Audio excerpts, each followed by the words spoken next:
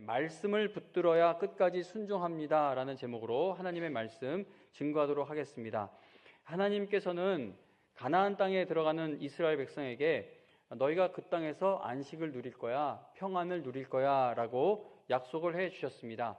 그러나 사사기를 보면은요, 약속의 땅인 가나안에서 이스라엘의 삶 가운데 평안이 이제 무너져가는 모습을 보게 됩니다.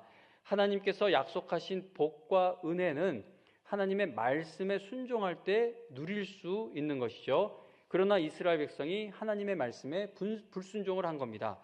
그 결과 그들이 하나님의 백성답게 살아가는 일에 실패하게 되었고, 또 영적으로 아주 어두운 시기를 맞이하게 되는 이야기가 사사기에 기록되어 있습니다. 그런데 이스라엘이 실패했다라고 말하는 것은요, 우리 신앙적 관점에서 보았을 때의 실패입니다. 세상의 기준으로 놓고 보면 이 사람들 그렇게 실패한 것처럼 보이지 않을 것 같습니다. 왜냐하면 사사기 1장을 보면은요, 이스라엘이 가나안 땅에서 치르는 전쟁에서 여러 차례 승리를 거두며 정복해 나아가고 있었기 때문입니다. 세상 사람들이 볼 때 실패라고 해야 할 것 같으면 전쟁을 치렀는데 얻어야 할 땅, 약속의 땅을 얻지 못하고 퇴각하고 못 얻고, 그러면 이제 그걸 실패라고 하겠죠. 그런데 1장에 보면 가나안 땅에서 이스라엘 백성이 막 여러 차례 전쟁을 치르고 승리를 해서 지금 하나둘씩 정복해 나아가고 있는 그러한 상황입니다. 영적인 측면에서는 하나님의 말씀에 불순종해서 말씀 순종하는 일에 실패한 것이라고 할 수 있지만, 세상적인 관점에서는 이스라엘 백성들이 승리하고 있고, 또 승리한 이후에도 아주 지혜롭게 이런저런 계획들을 잘 합리적으로 세워가는 것처럼 보여진다는 겁니다. 예를 들어 보자면, 이스라엘이 가나안 주민들을 정복한 뒤에도 그들을 완전히 쫓아내지 않는 것은 영적인 측면에서는 이거는 불순종이죠. 하나님이 다 싹 다 몰아내라고, 악하기 때문에 너희 물들 거기 때문에 몰아내라고 했어요. 그래서 쫓아내지 않은 것은 영적인 측면에서는 이건 불순종입니다. 그러나 한번 경제적인 측면에서 생각을 해보세요. 경제적인 측면에서 생각해 보면 그 땅의 주민들을 쫓아내지 않고 노동을 시킨 것, 노동력을 확보한 것은 아주 합리적으로 보일 것입니다. 그러므로 하나님의 관점에서 보아야 이스라엘이 불순종하고 있다는 것과 그들의 신앙이 무너지는 과정에 있다는 사실을 알 수 있다는 겁니다. 이스라엘 백성은 먹고 사는 문제에 1차적인 관심이 있었기 때문에 가나안 주민들을 쫓아내지 않고 그들을 종으로 삼은 것이 이게 실패한 일이 아니라 오히려 잘된 일로 생각되어졌을 것입니다. 실패가 아니라 오히려 정복한 것을 최대한 활용하는 일에 성공하고 있다라고 생각을 했겠죠. 이러한 상황에서 백성들이 하나님의 말씀에 작게 불순종하고 있는 그 상황에서 여호와의 사자가, 그러니까 천사가 등장합니다. 가나안 정복에 성공하고 있다라고 생각하던 이스라엘에게 하나님께서 어떤 말씀을 주시는지 2장 1절부터 3절을 다시 한번 보겠습니다. 제가 아까 한번 읽어드렸지만 한 번 더 읽어드리겠습니다. 사사기 2장 1절부터 3절입니다. 지금 어떤 상황인지 배경을 말씀드렸죠. 그런 상황에서 이렇게 천사가 찾아와 이야기를 합니다. 여호와의 사자가 길갈에서부터 복임으로 올라와 말하되 내가 너희를 애굽에서 올라오게 하여 내가 너희의 조상들에게 맹세한 땅으로 들어가게 하였으며, 또 내가 이르기를 내가 너희와 함께한 언약을 영원히 어기지 아니하리니 너희는 이 땅의 주민과 언약을 맺지 말며 그들의 제단을 헐라하였거늘 너희가 내 목소리를 듣지 아니하였으니 어찌하여 그리하였느냐. 그러므로 내가 또 말하기를 내가 그들을 너희 앞에서 쫓아내지 아니하리니 그들이 너희 옆구리에 가시가 될 것이며 그들의 신들이 너희에게 올무가 되리라 하였노라. 아멘. 지금 읽은 말씀을 보면 여호와의 사자는 이스라엘 백성이 하나님 앞에서 범죄하고 있다는 사실을 알려주며 그 불순종의 무서운 결과가 뒤따르게 될 것을 선언합니다. 이스라엘 백성은 가나안 주민과 언약 맺지 말라는 하나님의 명령을 어기고 가나안 사람들과 언약을 맺었습니다. 가나안 사람들을 다 쫓아내기보다는 그들을 자기들의 종으로 삼아서 노동을 시키는 방법을 선택했습니다. 하나님의 이 말씀을 떠나서 이루는 성공은요, 결국은 망하는 길로 향하게 됩니다. 하나님께서는 이스라엘이 먹고 사는데 큰 도움이 되도록 결정한 일들이 결국 그들에게 가시가 될 것을 말씀해 주고 계십니다. 이스라엘 백성은요, 평안을 누려야 할 땅, 평안을 누릴 수 있는 땅에 들어왔지만 결국 평안을 누리지 못하는 상황에 이르게 되었다는 겁니다. 말씀을 떠나서 이루는 성공은요, 결국은 믿음을 무너뜨리는 길로 가게 만든다는 사실을 우리가 잊지 말아야겠습니다. 오늘날에도 많은 그리스도인들이 말씀을 떠나 자신이 원하는 일을 이루었거나 또는 자기가 원하는 어떤 꿈과 자기가 하는 계획을 이루었다가 결국은 주님 안에서 기뻐하고 감사하는 능력을 다 상실해버리는 그런 안타까운 모습을 보이기도 합니다. 하나님의 말씀을 떠난 상태가 되면 하나님께로 돌아가는 회개와 예배도 바르게 드리지 못하게 됩니다. 방금 읽은 사사기 2장 1절부터 3절을 보면 이스라엘 자손이 여호와의 사자, 즉 천사가 전해주는 하나님의 말씀을 들었습니다. 분명한 하나님의 말씀을 들었습니다. 그리고 이어지는 4절, 5절을 보면 하나님의 말씀을 들은 백성이 소리를 높여 울고 제사를 드립니다. 4절, 5절 한 번 더 보시기 바랍니다. 한 번 더 읽어드릴게요. 여호와의 사자가 이스라엘 모든 자손에게 이 말씀을 이르매, 어떤 말씀이죠? 불순종해서 이제 하나님 앞에 혼나게 될 말씀, 그걸 알려주자 백성이 소리를 높여 운지라. 그러므로 그곳을 이름하여 복임이라 하고 그들이 거기서 여호와께 제사를 드렸더라. 아멘. 자, 하나님의 말씀을 듣고요, 큰 충격을 받은 이스라엘 백성은 소리를 높여 울었습니다.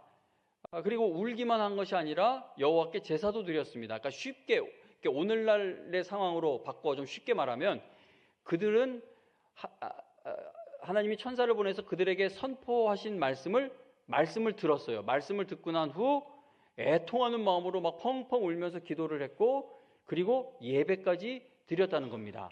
그래서 이게 겉으로 보기에는 그들이 마치 하나님께 돌아온 것처럼 보여지죠.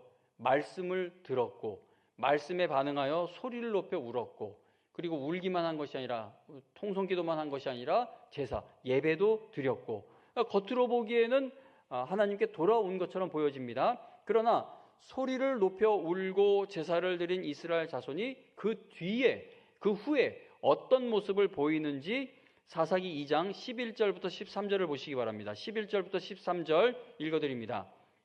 이스라엘 자손이 여호와의 목전에 악을 행하여 바알들을 섬기며, 지금 이 4절 5절에서 기도하고 제사 드린 그 백성이요, 이스라엘 자손이 여호와의 목전에 악을 행하여 바알들을 섬기며 애굽 땅에서 그들을 인도하여 내신 그들의 조상들의 하나님 여호와를 버리고 다른 신들 곧 그들의 주위에 있는 백성의 신들을 따라 그들에게 절하여 여호와를 진노하시게 하였으되 곧 그들이 여호와를 버리고 바알과 아스타롯을 섬겼다라고 말씀합니다.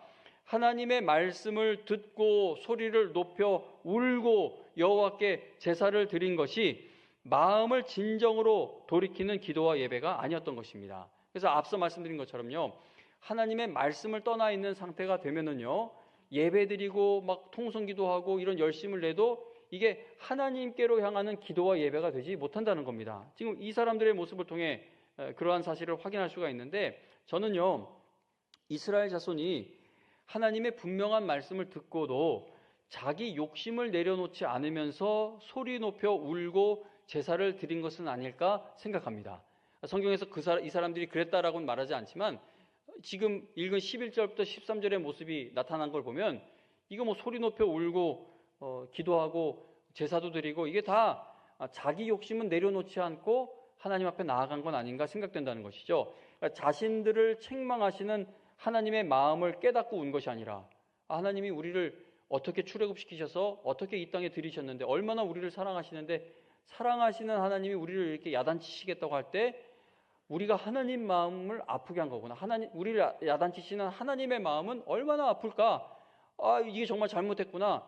그렇게 하나님의 마음을 깨닫게 돼서 운 것이 아니라 자기들이 앞으로 당하게 될 불이익이 두려워서 울은 것처럼 저는 그렇게 이 사람들이 보여진다는 겁니다. 하나님의 말씀이 내 마음대로 행하는 것을 막으니까 나는 이렇게 노동력으로 좀 삼아서 먹고 사는 일도 풀려야 되고 이렇게 보니까 저 세상 사람들 저렇게 사니까 조금 더 즐거워 보여서 저것도 좀 해야 되는데 하나님의 말씀이 내 마음대로 하려는 것을 막아버리니까 내 마음대로 할 수 없게 하니까 그래서 운 것은 아닌가 생각되어진다는 것이죠. 물론 이스라엘 백성들은 그렇게 생각 안 했을 수도 있어요.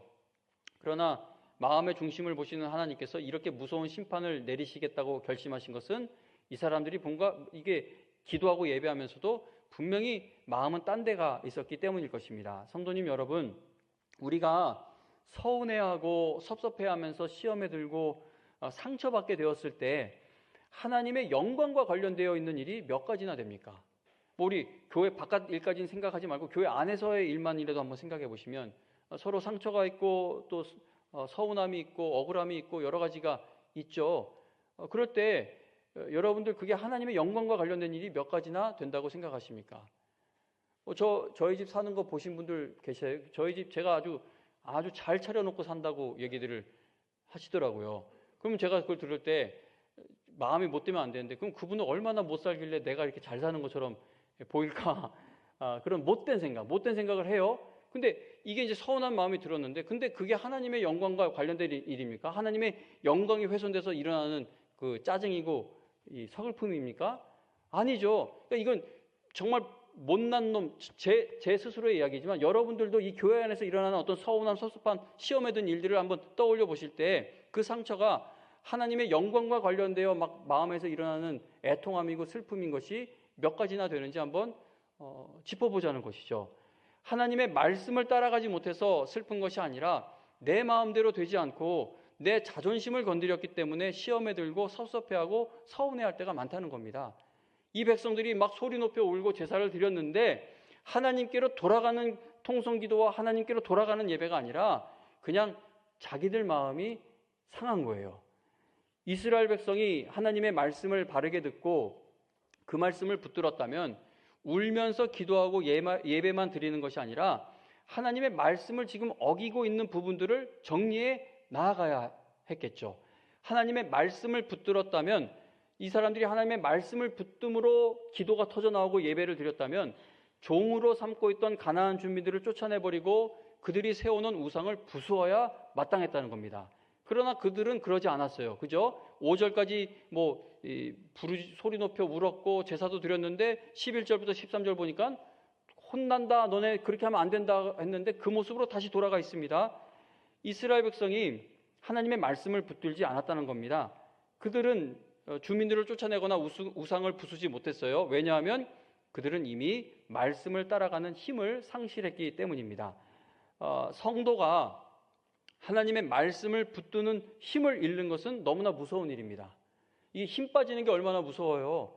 나이가 들어서 이런 거 들 때 예전 같지 않아서 손에 힘이 기력이 떨어져서 떨어지고, 그리고 먹을 때 먹는 것도 어디 기력이 떨어졌는지 흘리게 되고 이러고 하면은 다 서글픈 일 아닙니까? 힘 빠진다는 것. 걷는 것도 마음으로는 뛰는데 다리 힘이 빠져서 늘 오르던 계단 오르고 내리던 저 지하철 계단 여기도 다 위태위태합니다. 힘을 잃는 것이 얼마나 위험하고 슬픈 일이에요. 그런데 힘 잃는 것 중에 가장 슬픈 힘 잃는 일은 하나님의 말씀을 붙드는 힘을 잃는 것이다라는 것이죠. 아무리 교회에 빠지지 않고 나와도 말씀을 붙들 힘을 잃어버리면 이스라엘처럼 의미 없는 기도와 예배만 되풀이될 뿐이라는 겁니다. 말씀을 붙들지 못하면 아무리 교회에 오래 다니며 예배를 드려도요, 늘 똑같은 시험과 유혹 앞에서 넘어지게 됩니다.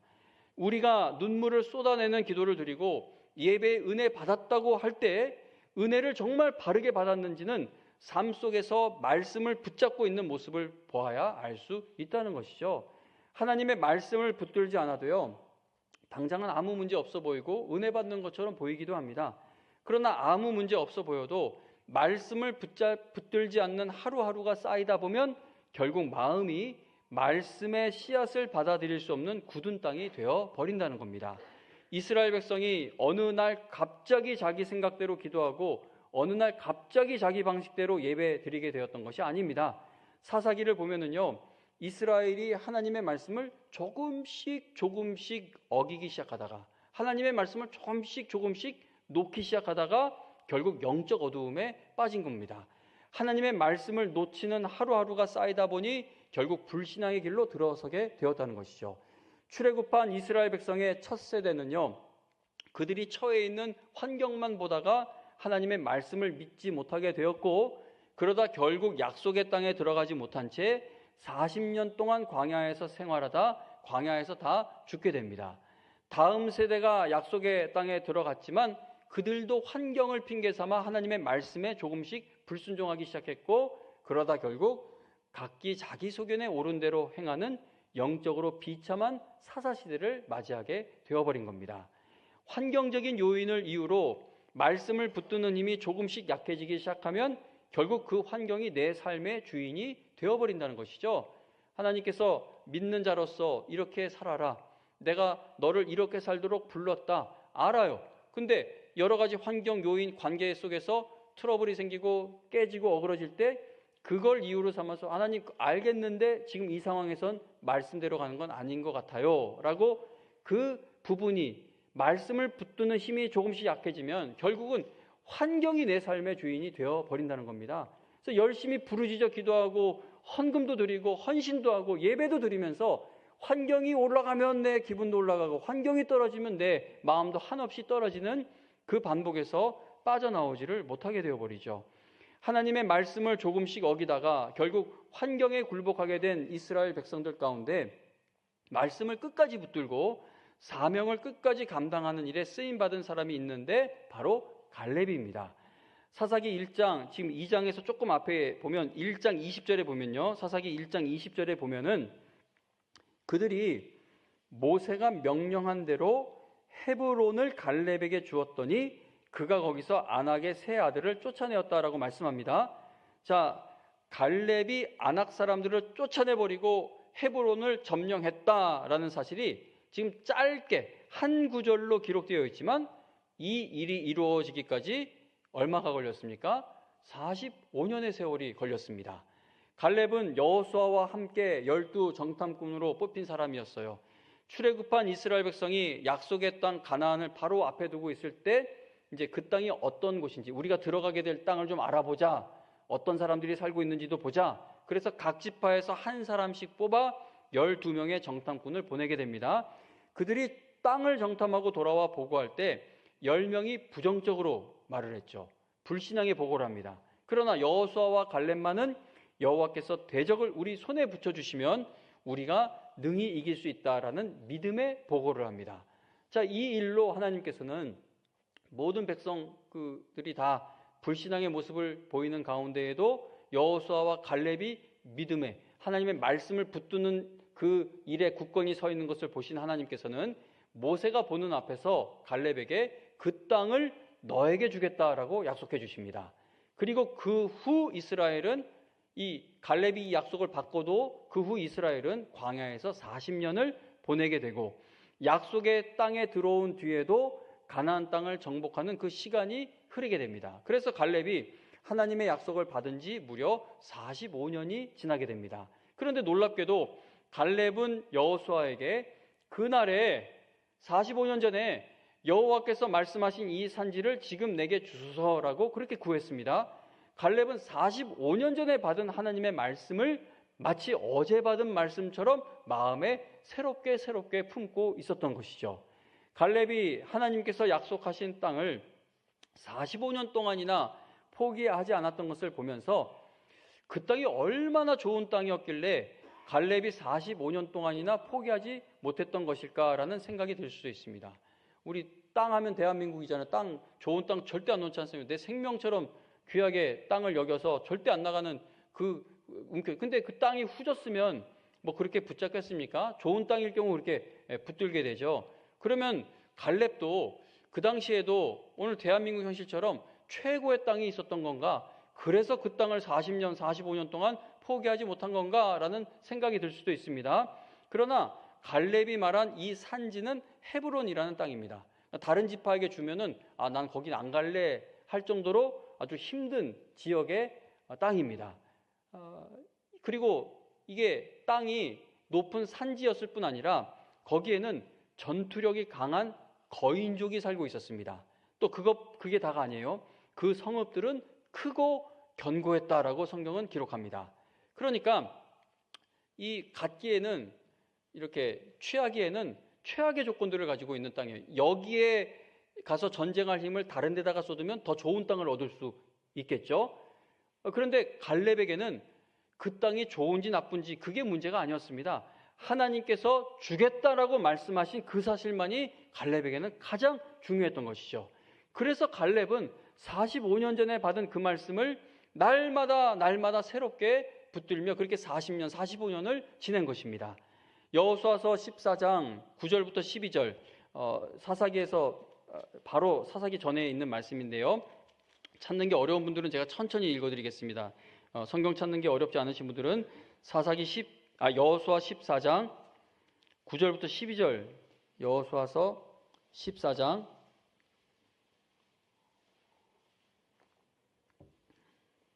9절부터 12절, 여호수아서 14장 9절부터 12절에 기록된 갈렙의 이야기를 읽어드리겠습니다. 지금 갈렙이 이렇게 이야기해요. 그날에 모세가 맹세하여 이르되 네가 내 하나님 여호와께 충성하였은즉 너의 발로 밟는 땅은 영원히 너와 너의 자손의 기업이 되리라 하였나이다. 이제 보소서, 여호와께서 이 말씀을 모세에게 이르신 때로부터 이스라엘이 광야에서 방황한 이 45년 동안을 여호와께서 말씀하신 대로 나를 생존하게 하셨나이다.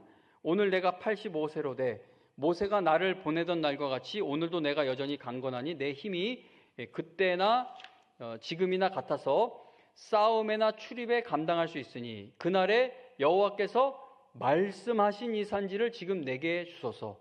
당신도 그날에 들으셨거니와 그곳에는 아낙 사람이 있고 그 성읍들은 크고 견고할지라도 여호와께서 나와 함께 하시면 내가 여호와께서 말씀하신 대로 그들을 쫓아내리이다 하니. 아멘. 자, 갈렙은요 그냥 그 땅을 달라고 한 게 아니라 뭐 어떤 나한테 그 땅을 충분히 얻고도 남을 만한 병력, 군사력이 있기 때문에 달라고 한 것도 아니고, 갈렙은 이 땅을 달라고 하는 이유가 뭡니까? 하나님이 말씀하신 산지를 달라는 겁니다. 요구의 근거가 약속대로 말씀하신 대로 여기에 있었다는 것이죠. 갈렙이 환경에 휘둘리지 않는 큰 믿음의 사람으로 일생을 살아갈 수 있었던 비결이 의외로 간단하지 않습니까? 여러분, 남들보다 좀 부족하세요? 뭐 능력이 부족하세요? 아니면 건강이 부족하세요? 재정적으로 어려우세요? 아니 뭐 남들보다 학력이 모자르세요? 남들보다 잘났던 못났던 갈렙이 일생 믿음으로 살아갈 수 있었던 이 비결을 따라하지 못할 사람이 없어요. 그러니까 우리의 신앙이 흔들리고 불신앙적이고 막 시험에 들고 시험을 못 이기고 흔들리고 이러는 것은 어떤 세상적인 요건을 갖추지 못했기 때문이 아니라 이 말씀대로라는 신앙의 근본적인 이 기초를 놓아버렸기 때문이라고 우리가 생각할 수 있다는 것이죠. 갈렙, 여호수아는 대단한 것 같아요. 제가 갈렙과 여호수아였으면은 사는 내내 그놈의 10명의 정탐꾼이 미웠을 것 같아요. 그놈들이 죽어도 미웠을 것 같아요. 생각해 보세요. 40년 광야에서 지내는 동안 들어갈 수 있었던 땅에 못 들어간 것뿐만 아니라 40년 지내는 동안 내 사랑하는 동료, 가족, 친척, 이웃들이 하나 둘씩 죽는 거예요. 40년 전에 들어갈 수 있었던 땅인데 그놈의 10명이 선동하고 불신앙의 말을 하고 뒤집어 놔가지고 그거 따라가는 바람에 광야에서 진행하는 동안 내가 나하고 친했던 사람, 좋았던 사람, 뭐 친척, 뭐 친인척, 친구 누가 됐든 간에 광야에서 다 죽을 때까지 이 여정은 안 끝나잖아요. 한두 사람씩 죽을 때마다 이놈의 10명을 생각할 때 이게 믿음의 마음일 수 있겠습니까? 흔들리겠죠. 나쁜 놈들, 뭐 이 사람들 욕을 안 했겠죠. 저 같은 놈이나 욕을 하지. 나쁜 놈들 막 이게 욱욱하고 올라올 텐데. 근데 갈렙과 여호수아는요, 그 10명의 정탐꾼도 형제들이라고 부릅니다. 어떻게 그럴 수가 있을까요? 이 사람들 말씀에 붙들려 있고 환경에 붙들려 있는 사람들이 아니었기 때문이라는 겁니다. 갈렙은 오늘날 내가 85세로 돼 모세가 나를 보내던 날과 같이 오늘도 여전히 강건하다라고 말을 하는데, 이건요 단순히 내가 육체적으로 육신적으로 건강하다 그렇게 그 의미만 있는 것은 아닙니다. 예를 들어 사도 바울도요, 우리의 겉사람은 낡아지지만 속사람이 날로 새로워진다라고 말씀을 했죠. 그래서 이 갈렙도 내가 이 건강에 자신 있다라고 그 의미로만 한 것이 아니라 속사람이 새로워지고 있음을 말씀한 것으로 그렇게 보여집니다. 갈렙이 그때나 지금이나 같다라고 말한 것은 육체의 힘이나 건강만을 말한 것이 아니라는 것이죠. 45년 전에 받았던 그 약속의 말씀을 85세가 되도록 여전히 붙들고 있다라는 것을 말한 것입니다.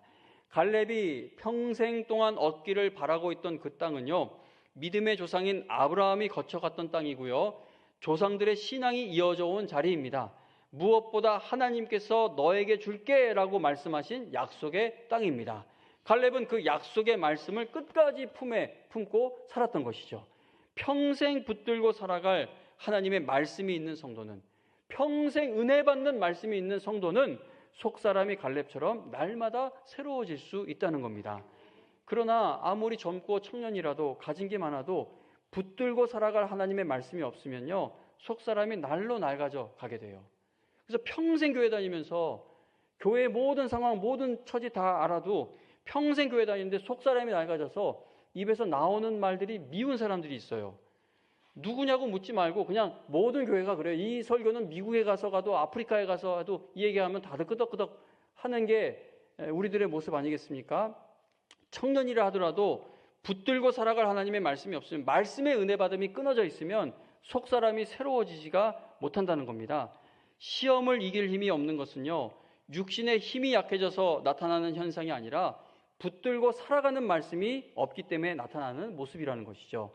오늘 본문 사사기 2장 4절과 5절을 보면 하나님의 말씀을 들은 백성들이 큰 소리로 울고, 오늘날로 치면 주여 주여 불렀을까요? 큰 소리로 울고, 그리고 또 제사를 드린 곳을 복임이라고 불렀습니다.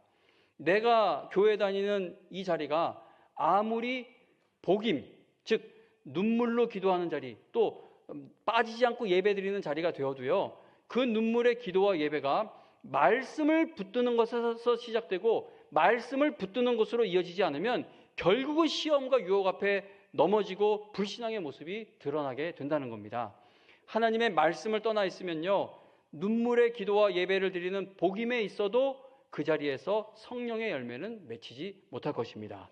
하나님의 말씀을 일평생 이루어질 약속으로 붙들고 살아간 갈렙은 사위를 찾는 일에 있어서도 믿음의 모습을 보였습니다. 말씀을 붙들고 있으면 삶의 모든 자리에서 믿음으로 살아가는 모습이 나타나게 됩니다.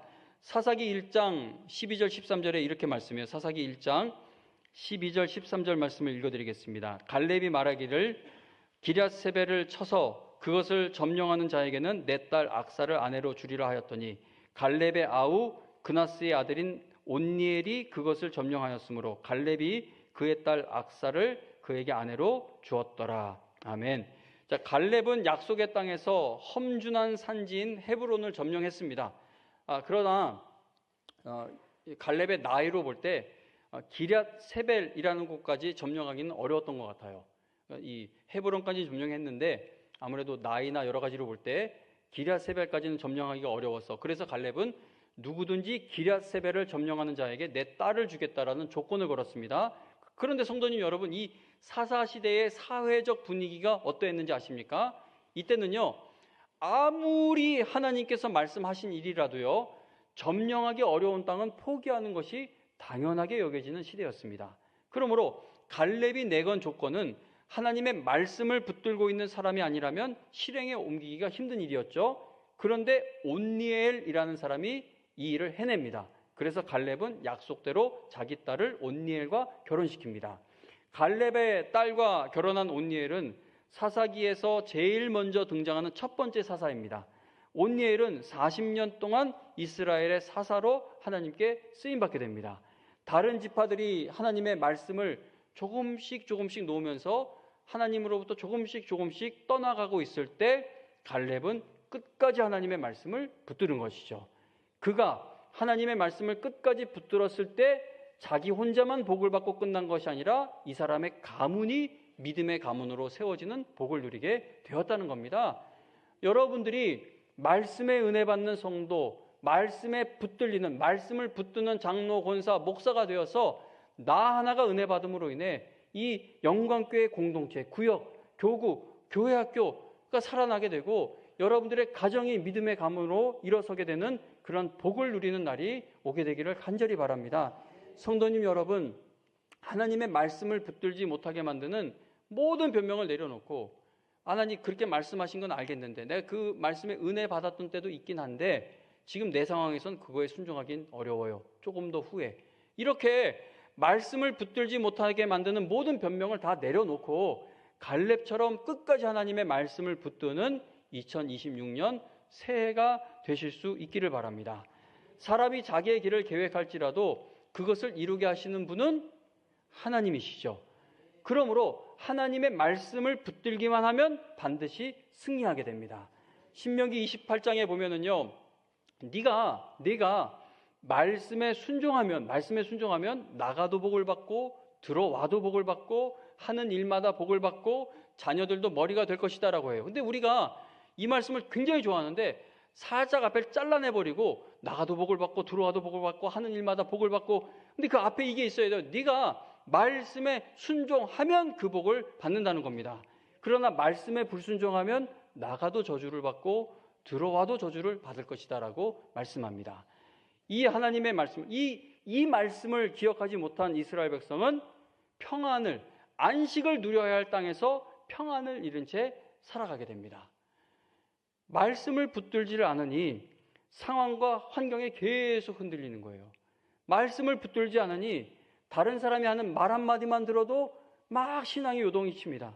말씀을 붙들지 않으니 계속 오르락 내리락 합니다. 말씀을 붙들지 않고 있으니 시험을 이기지 못해요. 똑같은 시험에 계속 넘어집니다. 전도사 때 넘어졌던 시험, 이 부교육자 때 넘어졌던 시험, 담임 목사가 돼서도 똑같이 넘어져요. 말씀을 붙들지 않으니 똑같은 일에 넘어지죠. 그러나 하나님의 말씀을 끝까지 붙들었던 갈렙은 끝까지 받은 사명을 이루어가는 일에 쓰임받는 인생이 되었고, 그리고 믿음의 가문을 세우는 큰 복을 받게 되었습니다. 2025년의 마지막 주일입니다.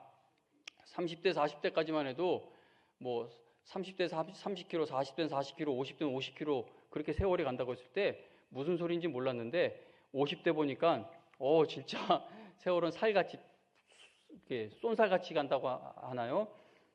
빠르게 갑니다. 진짜 빨리 가요. 여러분들은 이 속도를 어떻게 감당하고 계시는지, 이겨내고 계시는지 참 물어보고 싶고 또 배우고 싶기도 합니다. 빨리 가는데, 빠르게 가는 세상 속에서 하나님께서 이 땅에 있는 동안 우리가 말씀을 따라 삶으로 인해 우리를 통해 이루시려는 일들이 있습니다. 이 빠른 세월 속에서 다른 거에 한눈 그만 팔고 마음 그만 뺏기고 빨리 이 빠르게 가는 세상 속에서 말씀 붙드는 일에 끝까지 쓰임 받을 수 있기를 바랍니다. 올 한 해 여러분 말씀을 붙들고 계셨습니까? 저는 이거 뭐 10여 년 전에 했던 설교인데 이 말씀하면서 제 스스로 막 가슴을 치게 된 게, 그러니까 루안다를 가게 된 게 하나님의 은혜죠. 우리 함께 기도했잖아요. 그 개교 되기를, 시작사 주기를 막 했는데 그냥 3주 전인가 4주 전인가 갑자기 1월 11일 날 오세요. 그래서 언제 가면 됩니까? 그럼 갔다 저는 언제 오면 됩니까? 가서 뭘 합니까? 하는데 그냥 알아서 해야 되는 상황이에요. 그럼 1월에 신방, 식사, 신년 사경에 또 새로 오신 교육자님들 이미 나름대로 해야 될 게 모든 게 세워져 있는데 이제 그걸 다 2월로 미뤄야 되는 상황이 되다 보니까 신경이 날카로워지는 거예요. 그리고 어제 그제 이제 교회 청소를 또 함께 해야 되는 상황에서 막 대걸레질하고 막 저 교육관 청소하고 하면서도 계속 신경이 날카로워지는 거예요. 내가 아프리카를 꼭 가야 돼?